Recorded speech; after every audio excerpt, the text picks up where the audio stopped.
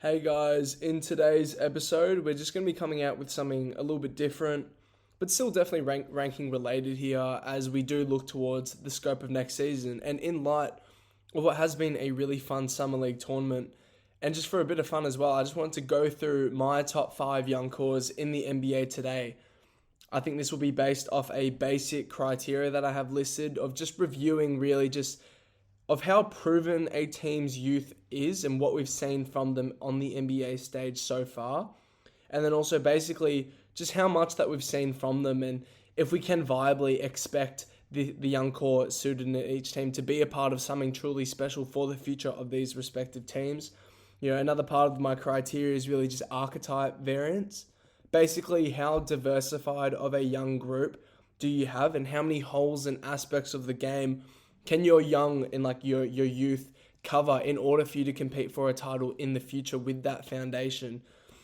And then also I'm going to be taking in consideration teams who have found their designated and certified future franchise cornerstones, guys that they're anticipating and they know will be their future perennial All-Star All-NBA candidates or perennial starters for these championship level teams in the future. Guys that will offer these teams with the requisite firepower to compete with the best of the best. And to give small context, this list is basically just going to be mainly considering guys 24 or younger as part of this, young context. And so with that, we're going to start here with number 1. And the team that I think has the best young core in the NBA still today is the Oklahoma City Thunder. And in terms of reviewing the best young cores in the league, I think OKC may still take the plate here with just the factors of really just how proven the young core is in terms of the foundation of their young guys, especially with their 2 all-star caliber guys in Jalen Williams and Chet Holmgren that fit under this young 24 or younger cloud. And these are 2 guys who alone would be enough of a young foundation to build around a competent future contender alone. I mean, J-Dub is already coming off an All-NBA, All-Defense, and All-Star level campaign for the best team in the league. And with those nods, you'd think he was an MVP candidate the way he was playing. And in terms of the holistic value that J-Dub brings you night to night, that's just what makes him so special and just makes him one of the most portable assets in the league. Just one of the most versatile skill sets that we have in basketball that makes him pretty similar to guys like Jason Tatum and Kevin Durant in terms of the ability to build around a character and a skill set and a talent like him. Just somewhere where the value of J-Dub is just attributed to being able to be surrounded by literally whatever talent that you could wish. And that is really the luxury about having an all-star All-NBA guy like Jalen Williams. And then when you're adding to that young core a guy like Chet Holmgren, someone who may be a top 3 defender in this league, especially with everything that he's just accomplished in the postseason. And in terms of just the last 12 months, I mean, he proved to be the most destructive rim-protecting force in the postseason. And again, like Jalen Williams, I mean, with the portability that he brings at 7'1", able to play either interior positions, just have that level of pick and roll versatility as well. Just truly special, just with the ball handling and the spacing value of that base that he has already at that young age of, I mean, he's still 23 years old. It's just absolutely incredible to be able to build around 2 guys like that. And for the level of resilience that both of these guys, these core guys' skill sets have in terms of the ability to contribute on multiple different margins in multiple different environments. And despite them just winning the NBA title, they might still just have the best young core in the NBA today. And then also when you're adding on top of that, because it's not just 2 guys in this, under 24 cloud that makes them such an elite young core, but it's also adding to that youth of Case and Wallace, an old defensive caliber defender, someone who put together an exceptional role player postseason last year, just someone that provides that elite timing, those swarming doubles on the perimeter, but also just the ability to cover multiple different archetypes of scorers as a defender. He has an ability to really deny positioning to a very, very decent level. He's got the lateral accuracy and great intimidating hands to make any single type of offensive player uncomfortable from the perimeter especially. And though besides these 3, I mean, you got another portion of young talent. It does see a decent drop, obviously, but they still got young guys who have a reasonable possibility of being around for years to come. We saw some valuable minutes that we could see Jay will provide on occasional matchups. He's proven to be a relatively stable piece who does have real gifts as a big offensive passing hub, which he's had since his rookie season. Someone that can also space the floor to a very respectable degree with that sort of defensive resilience against powerful bigs like we saw against Nikola Jokic. Then you're flipping to someone else like, Ousmane Dieng, someone who is slowly but steadily improving, the confidence as a perimeter piece. Someone that still boasts a 6'10", 7'3" wingspan of like a build, and someone with so much potential. So they have these project pieces still, in their roster lineup. And then they also have someone like AJ Mitchell, someone who's coming off a relatively decent rookie season where he was given multiple responsibilities and did have stretches in the season where he was extremely reliable as another mature pick and roll ball handler, someone that has decent speed and a very nice agility base, and someone who we just saw absolutely thriving in this Summer League tournament. And then also pivoting off that, we still got two rookies that we haven't seen that they've drafted within at least the top 15 picks. Nikola Topic and Thomas Sorba. We haven't seen either of these guys play NBA basketball just yet, but in Topic's case, we're talking about someone who was the best offensive player in last year's draft, someone who went under the radar in the draft because of the injuries, and you also get someone like Thomas Sorba, who's going to be coming in, probably going to miss a fair chunk of time this season, if not the entire season. But he comes in, and the Thunder just picked him up at number 15, and he's just another insurance option for when Hartenstein does need to be moved for financial purposes.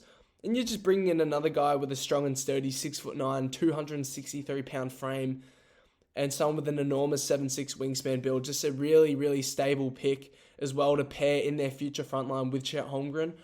So in terms of just the multiple archetypes that this Thunder team has, they have two-way athletic wings. They've got primary lead guards with extreme passing and vision upside. They have your general athletic and high motor bigs with more skill than does meet the eye. And obviously they got that small dose of those project pieces as a bit of fun in their development court. And with just how great of results that this Thunder team's been able to achieve with a high reliance on this young core in particular, I think it's pretty hard to argue just against the experience for their age and the direction that OKC has solidified with basically 3 championship starter level guys in this under 24 age bracket on their roster.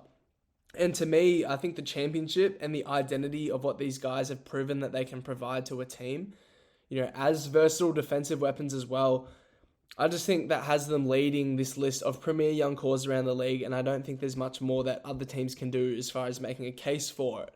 And, maybe second team here will get a lot of votes for a lot of teams because they have someone who may be the best player in the world very, very soon. But for me, the proof of a championship so far with the heavy reliance on that youth, that's enough to have OKC still at the top. Number 2, I've got the Spurs that do land here. And I don't really think there'll be much pushback at all. I think compared to the other teams below them, I think they've got a guy who, like I said, anticipated to be the best player in the world, which is absolutely his for the taking. And it's totally up to his progression speed and commitment. And his actual commitment to the game just seems extremely encouraging at the moment. And obviously we're talking about Victor Wembanyama here. But besides him, we know what we're getting from him as a talent on both ends of the floor and the value that he can bring, anchoring both sides of the floor. Not even just the defensive side of things, but also just initiating and anchoring that sort of offensive movement with his mobility and his versatile skill set. But besides him, obviously, the Spurs have certified and cemented their spot here by literally just nailing this year's draft, just adding 2 really good pieces to their core again, just pretty developed and defined skill set type of guys. You have Dylan Harper, who brings that offensive downhill hunting skill set, something that is his designated role from the get-go. And then someone that also can bring that high defensive ball pressure coverage as well in spurts.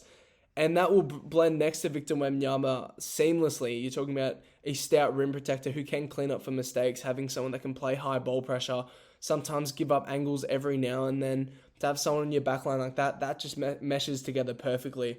And the versatility as well with these 2 anticipated future max deal franchise prospects, it's just a major draw around them. You talk about the diversity of their skill and their shot palettes itself. It's just absolutely huge as far as cementing that young foundation that they do have.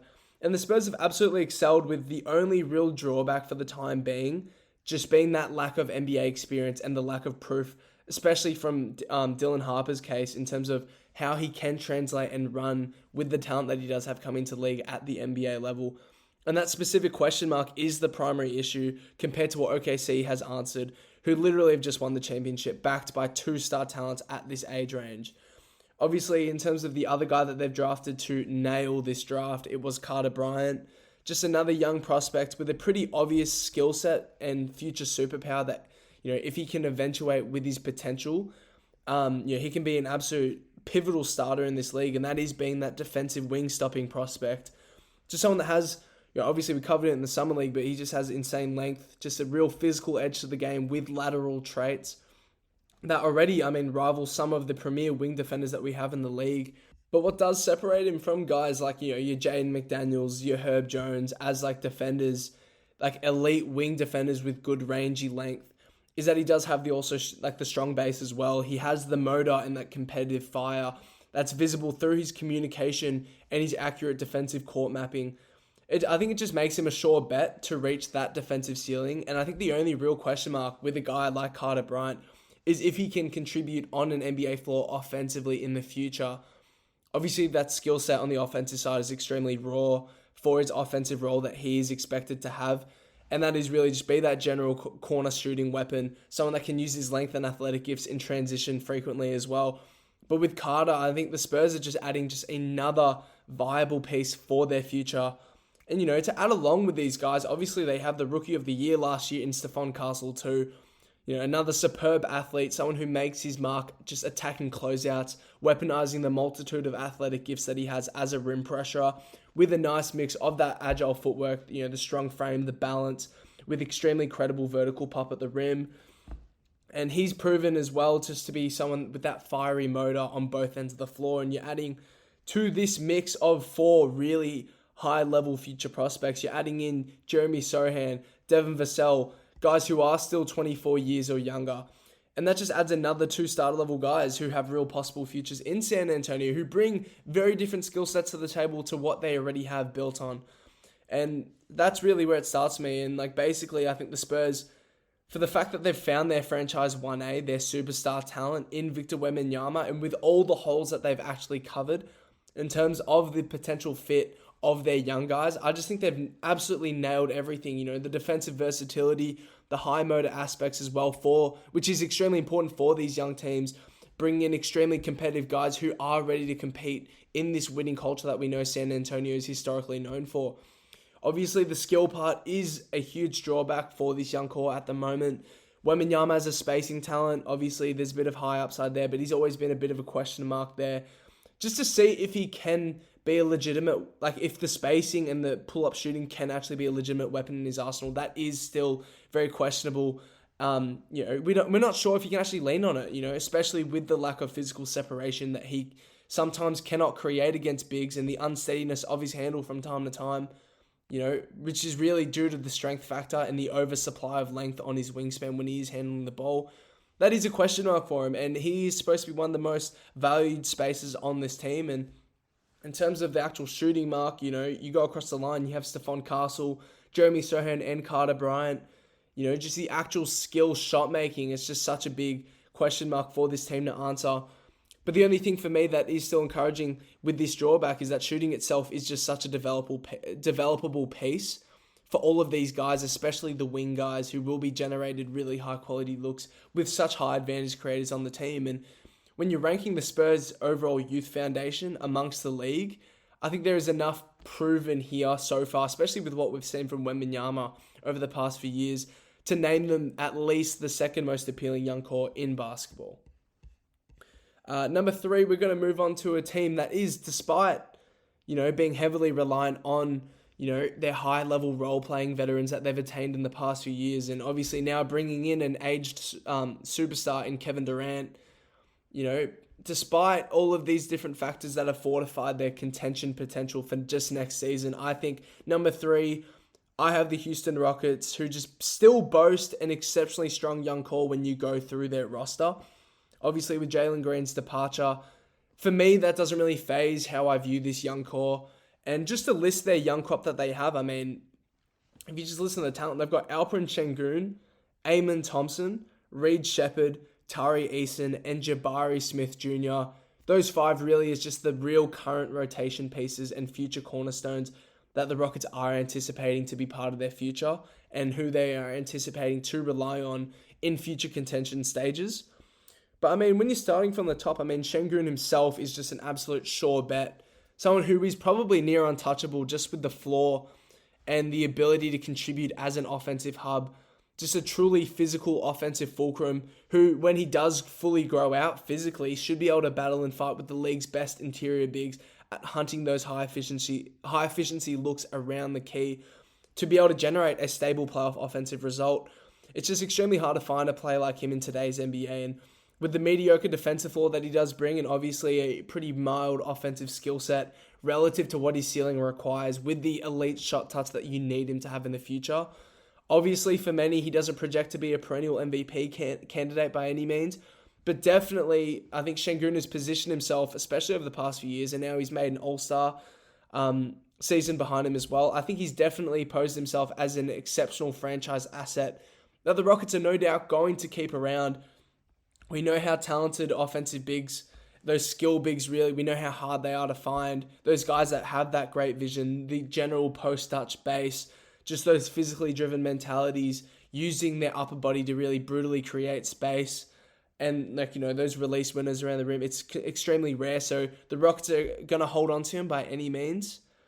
And obviously shifting from the next guy, I mean, someone else that's probably near untouchable status for them is Amen Thompson. Just someone who at the moment is probably considered as an exceptional role player in the NBA, but also someone who we know as probably the most freakishly athletic player in the league, maybe matched with his twin brother, Asar Thompson, but obviously we know he brings a more substantially higher offensive ceiling with his ball handling, the passing flashes that he's given us, but also the unbelievable defensive impact that he'll give you nightly, and that's really just what really separates him amongst the league of these guys who are relatively considered as project pieces amongst the league. He is maybe the best screen navigator in the NBA and the best and most elite recovery defender in basketball. To someone who just provides tons of effort on the margins, as an exceptional rebounder, as an exceptional offensive off-ball vertical spacer. And there's just so much to love already with these two guys who are 100% sure bets for the Houston Rockets' future and who they'll be keeping around. And that does provide value here when we are ranking these young cores amongst the league. But then also moving from these two, you got someone like Reed Shepherd, someone who I'm anticipating to take over for Fred VanVleet sooner than people think.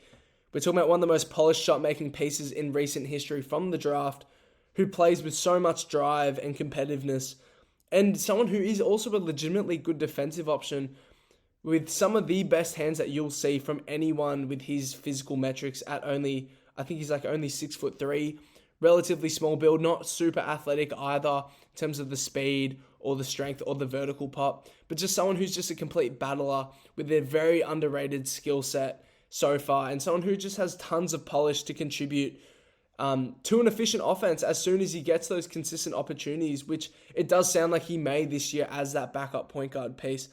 And for those forgetting, I mean, he was a top 3 pick just a year ago, and he's just waiting for his chance to really flourish, at least off the bench for this next season. And then obviously you have Tari Eason, someone who he's just an exceptional defensive beast, a real physically driven athlete, which is really just the common trend amongst all of these guys under the Ime Udoka system. Just another freak recovery defender with so much passion with how he plays, who should surely be kept around, as the Rockets do need to cover for Şengün's defensive drawbacks if they choose to build around him as that post-centric hub.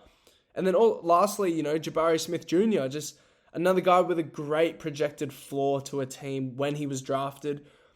And obviously he's slowly nearing that base. Just a great jump shooting prospect. Just someone with exceptional jump shot mechanics itself and defensive versatility.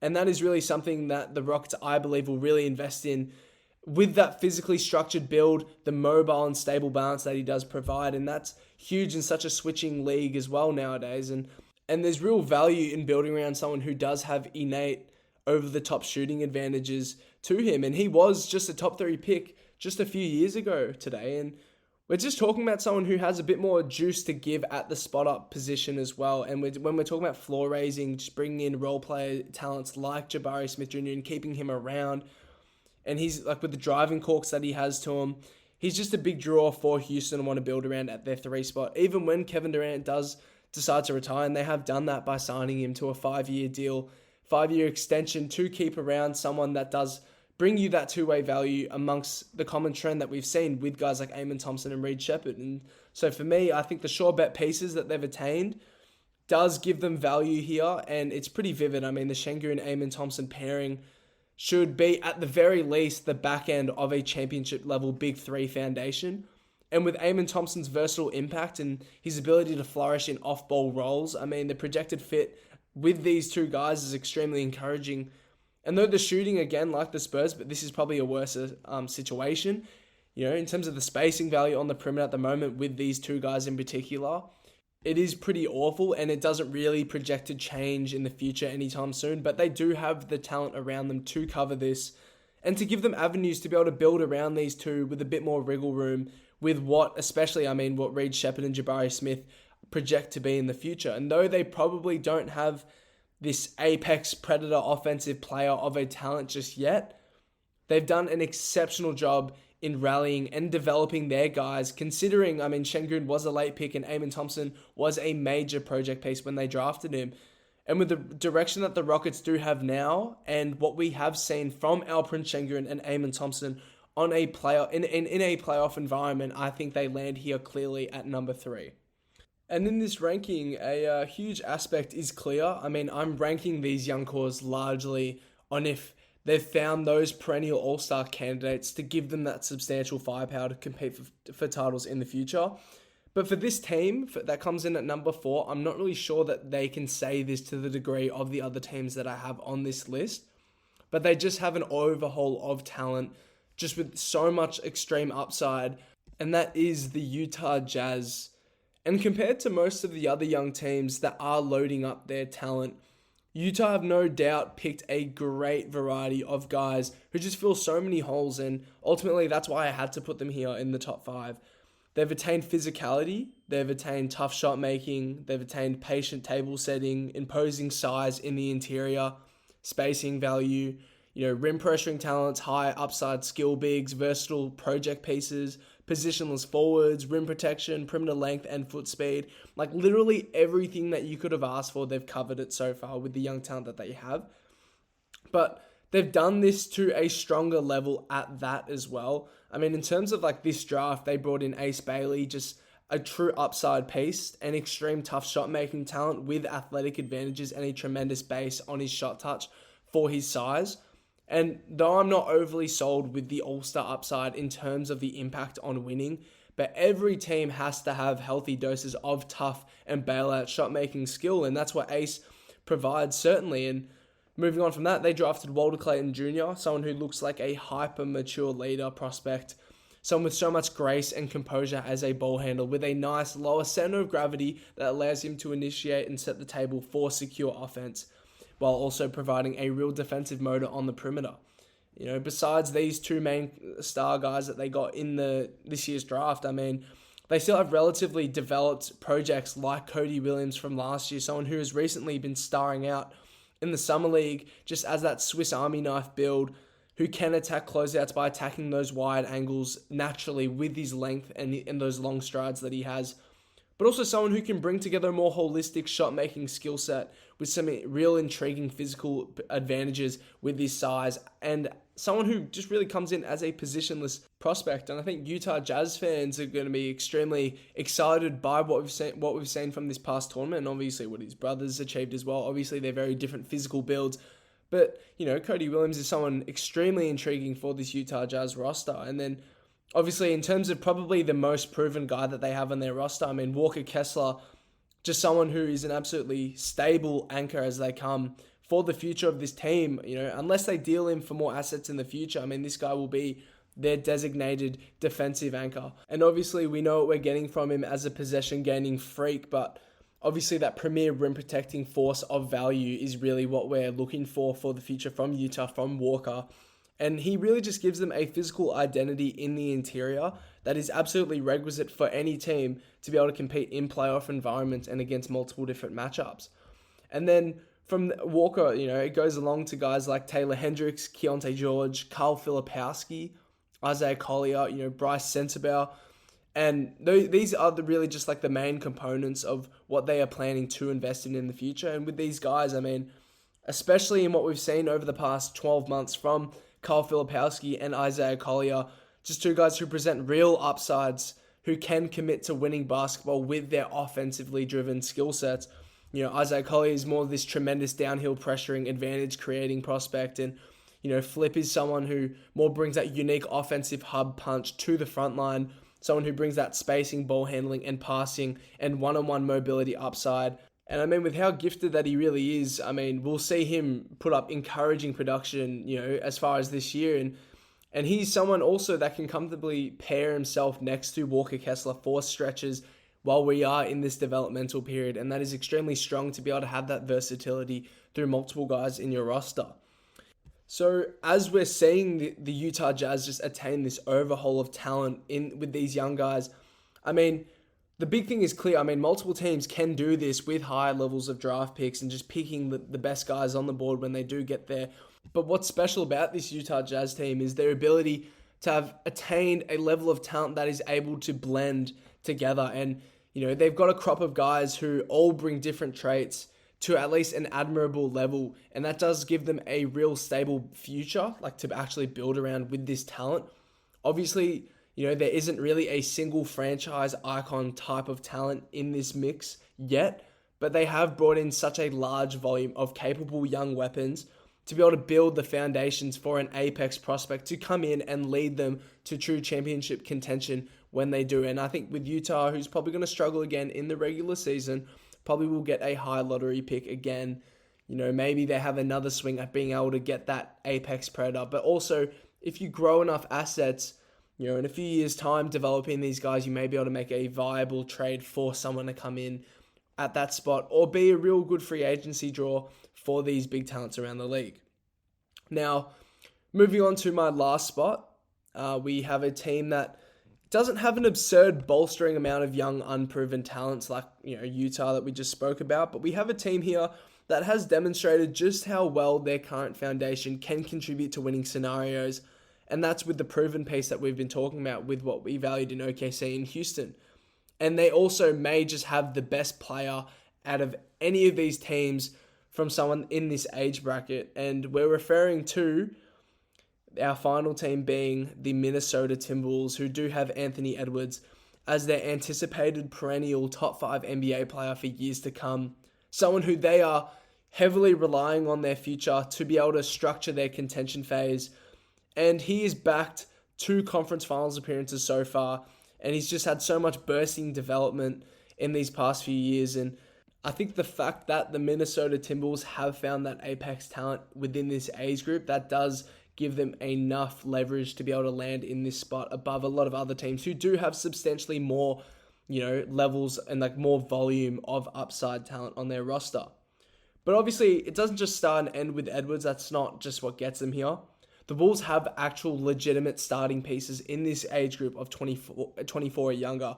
And it really starts, secondly, with Jaden McDaniels, someone who qualifies for a mention, as one of the better 3-and-D options and role-playing wings in basketball with way more offensive upside than we once thought. He is 24 years of age, so he does get a mention here.